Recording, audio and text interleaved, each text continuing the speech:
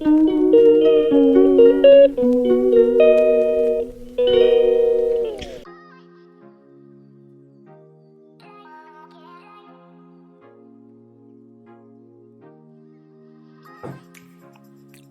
in London. My breakfast, thank you kay Kumare. Eto na ang mga kasama ko dito. Good morning, everyone. Eto na ang aking may pang-vlog yan. Tingnan mo, ayan o. Ni hao ma. Hindi ba ako nakabihis, oh. Suot ko pa to nung umalis ng Pilipinas. Pero wala eh. Hindi ko makalkal yung mga gamit ko sa taas. So,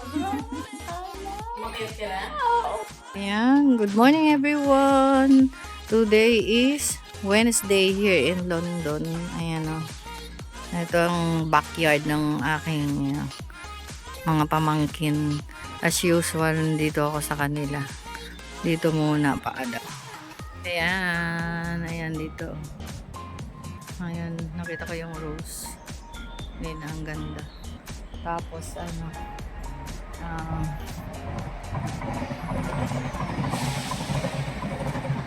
Wednesday today is 29th of May. Hindi ako makakatawag kina nanay dahil wala na pala ditong wifi. And then yung wifi ni anak ko doon sa kwarto doon. Yun o. Yun doon. Doon sa taas na yan. Dati kong kwarto. Eh hindi ko makita kagabi. So sobrang dami, sobrang kalat. Yun lang. And yun na ang update ko ngayong araw na ito. Mamaya pa ako mag-update, trying to call them in the Philippines kasi nga sa Pilipinas is alas 4:05 ng hapon. So dito is mag-8 ng umaga. Yun. Yun lang everyone, and update na lang again mamaya. Hello. Uy, andito pala yung pamangkin ko. Say hi to my vlog. Hello. Hindi ko iniisip po, baka kakatulog pa kayo eh. O, ayun, hello. Si April, ang pinakapanganay. Why? Just the food. Oh, wow. This is our lunch for today. My first lunch in UK. Sa bahay ng aking mga pamangkin. Share the box. Yan lang, everyone.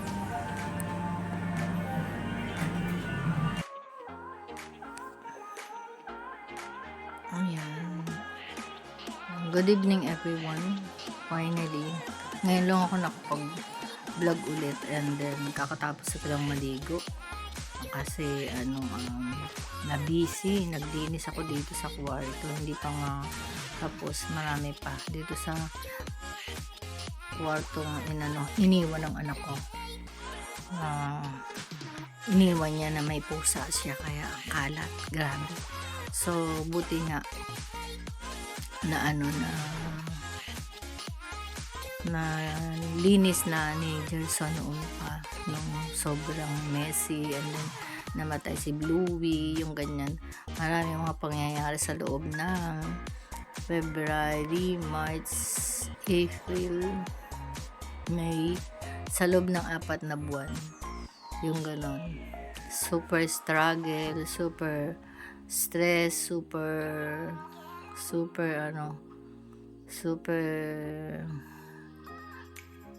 atake ng anxiety, depression, yung ganyan. Ang dami kong pero vertigo.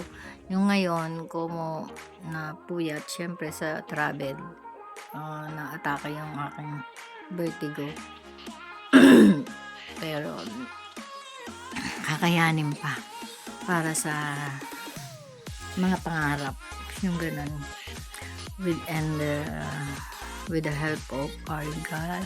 Yun na. At least, and then, ngayon, kakakabit ko lang ng internet kasi binunot yata ni Bea nung bago umalis. So, ah, ano, kakabit ko lang kanina mga, I don't remember the hours. Basta parang bago after breakfast, yung ganon.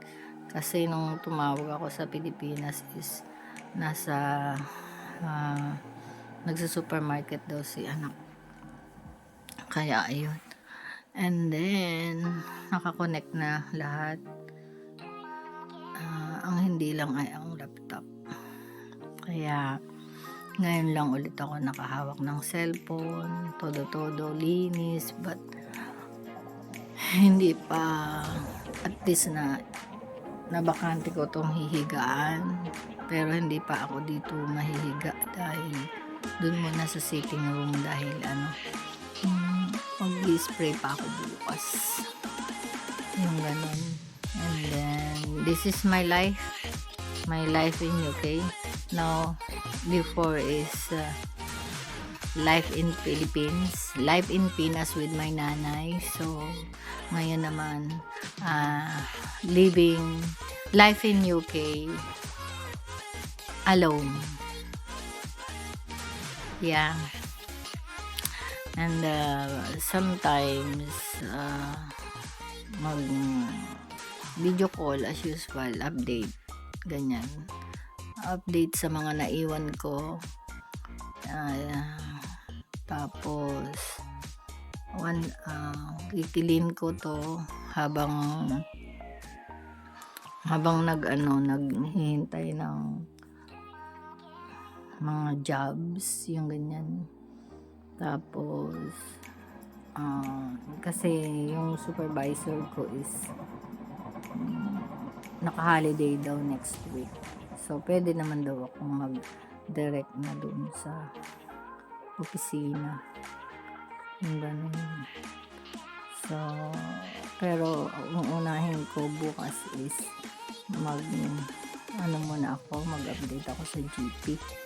And then, yung email nila na for my mammogram, lahat-lahat, magpa-check up muna ako. Todo while waiting for the job. So ayun, yun lang muna. And then dito muna ako sa UK. At para sa amin ng anak ko, yun, plus si nanay kasama na, yung ganon.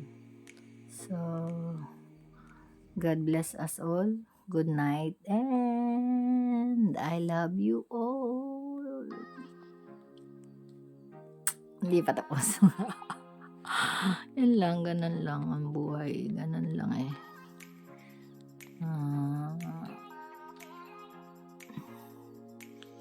Tingnan natin ulit. Although andyan naman si Lord, I know God will provide. God, my Lord, God will protect me, even my nanay, my anak. And then, sa totoo lang, ang sakit ng likod ko, grabe.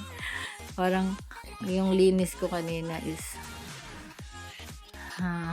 pinagpawisan ako. Kasi todo eh.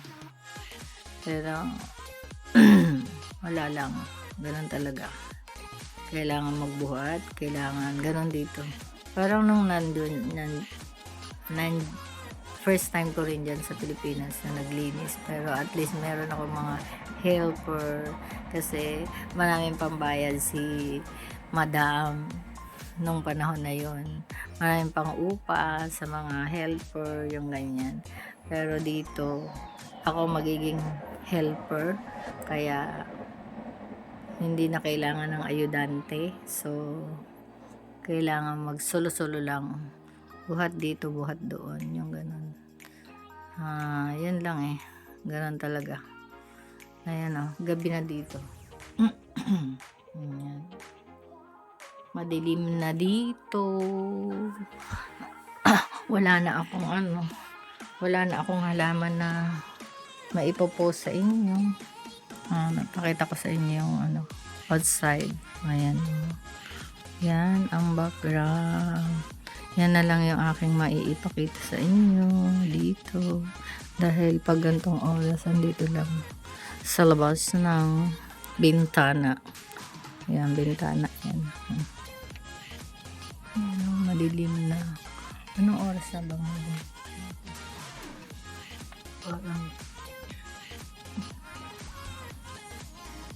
Yan, 10:14.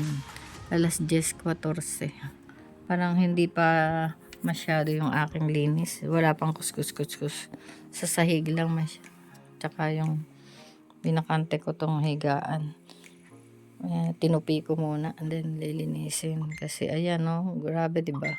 Para akong, ayun, pang portion na yun, pang throw away. Dahil hindi mo alam kung inihian ba ng pusa o ano. Yan yung sa pusa niya. Diba? So, naghahanap kami na mag-aampon. Kaya, pray for those who are willing to adopt. And then, ito lang yung yan. Dahil yan lang ang kaya ko pang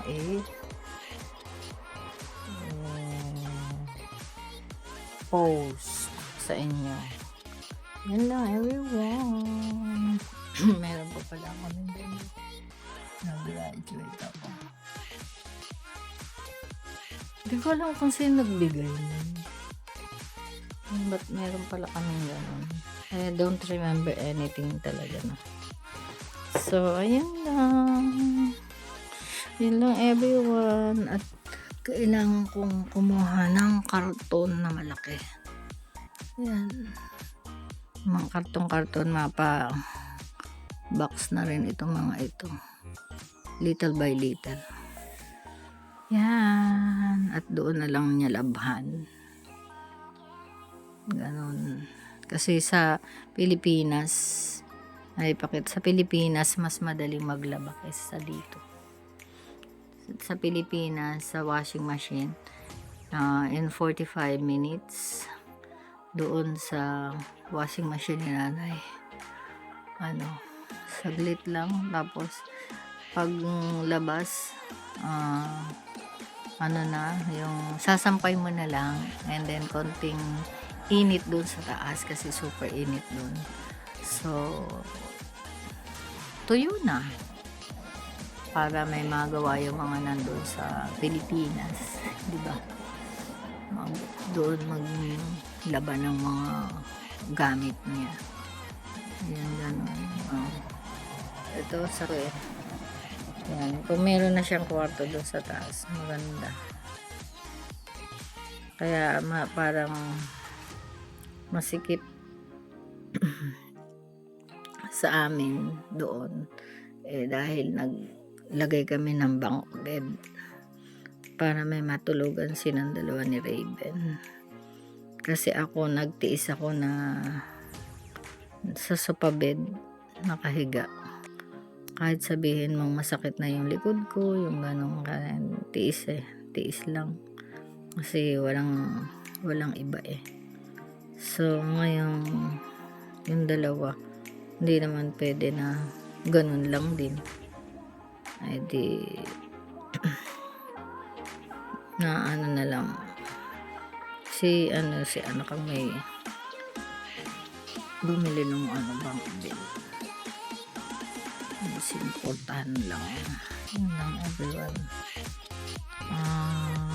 Diyos. And ito na totoo. Goodbye. God bless. And I love you all.